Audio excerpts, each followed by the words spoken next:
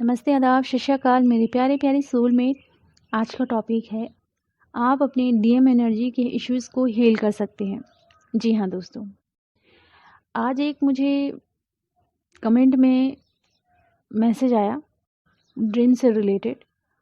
बस छोटा सा सिंपल सा ही उसका आंसर था, बट मैं उसका आंसर देने ही वाली थी, डिवाइन ने मुझे रोक दिया।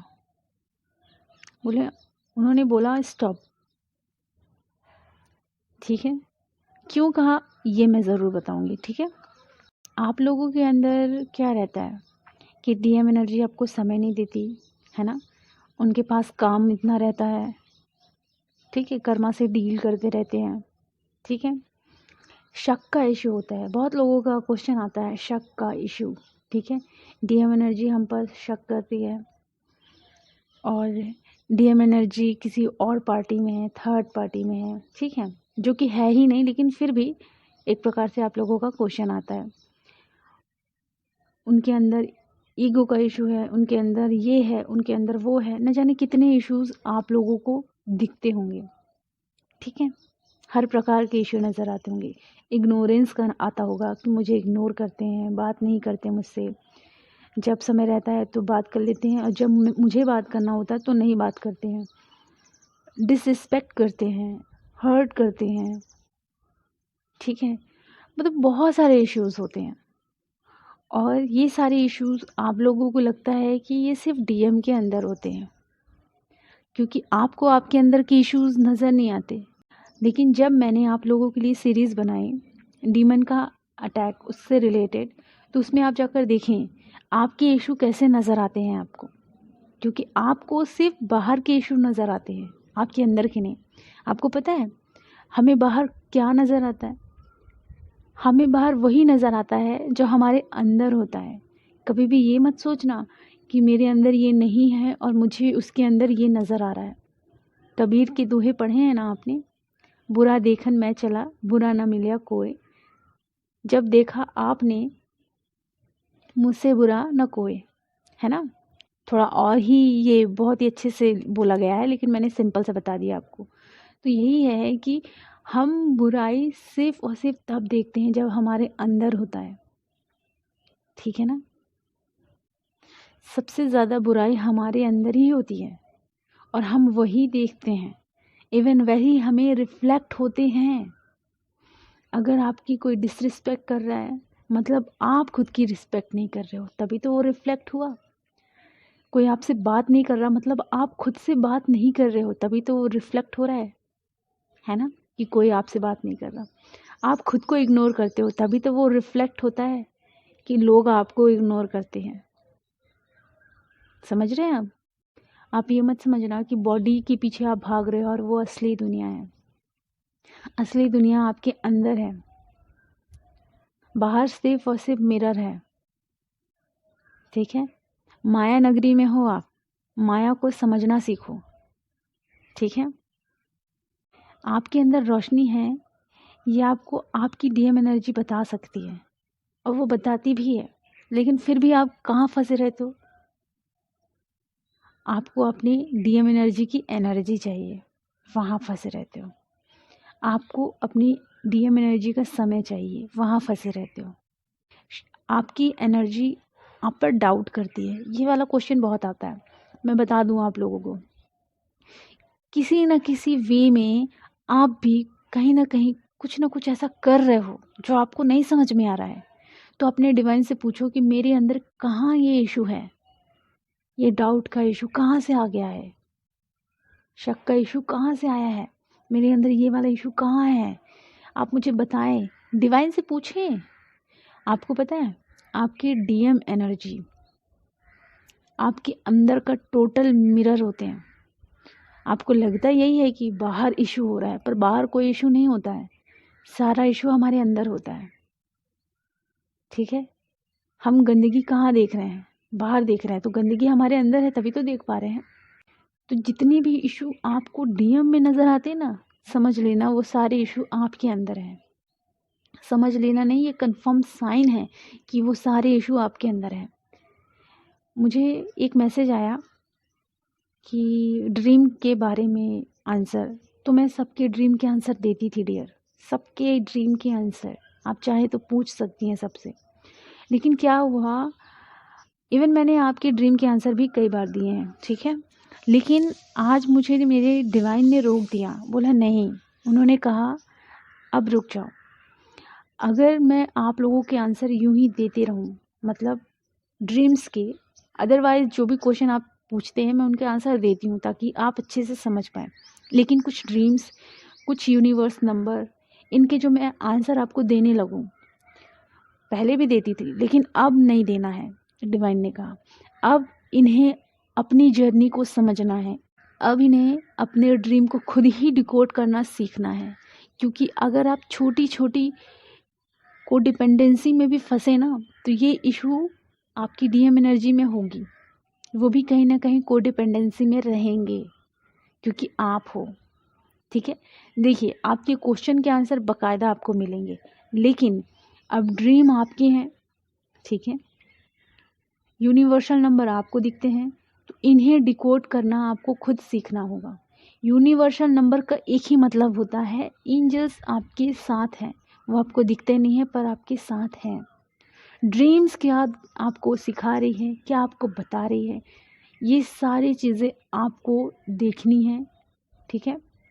नॉर्मल सा ड्रीम होता है, वो ड्रीम हमें खुद ही डिकोड करना होता है। नहीं कर पाते कोई बात नहीं, डिवाइन को सरेंडर कर दो, जिसे कर पाते हो अच्छी बात है। हमें ड्रीम्स में भी फंसे नहीं रहना है। ड्रीम्स जो हमें आते हैं कुछ अच्छा सिखाने के लिए होते हैं, है ना, या कुछ ऐसी स्थिति चल रही है, अभी हम किस लेवल में हैं वो स्टेज बताता है, बहुत सारी चीज़ें बताते हैं। ड्रीम्स ऐसे भी आते हैं कि बहुत सारे लोग नज़र आएंगे, वो डिवाइन जर्नी में चल रहे हैं। मतलब हर एक चीज़ को आपको खुद डिकोड करना सीखना होगा। अगर आप ये सारी चीज़ें डिकोड करना नहीं सीख रहे हो, समझ लो आप एक को डिपेंडेंसी के इशू में हो, और यही इशू आपकी डीएम एनर्जी में होगी।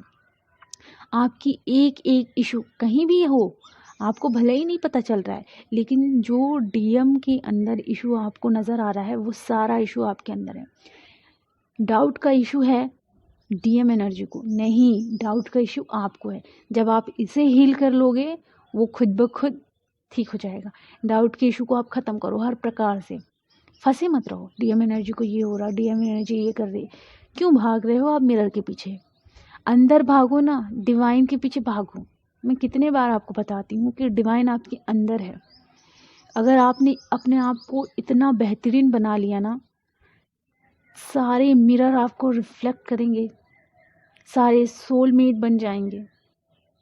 जो कार्मिक्स हैं बहुत ज़्यादा, जिनके साथ कर्मा बैगेज है, वो कर्मा बैगेज ख़त्म हो जाएगा। आपकी डीएम एनर्जी आपके सामने आके खड़े हो जाएगी। मिरर हैं सब, मत समझना कि वो एक रियलिटी है, सब मिरर हैं, सबके सब मिरर हैं। रियलिटी जो है वो है आप और यूनिवर्स, बस हो गया।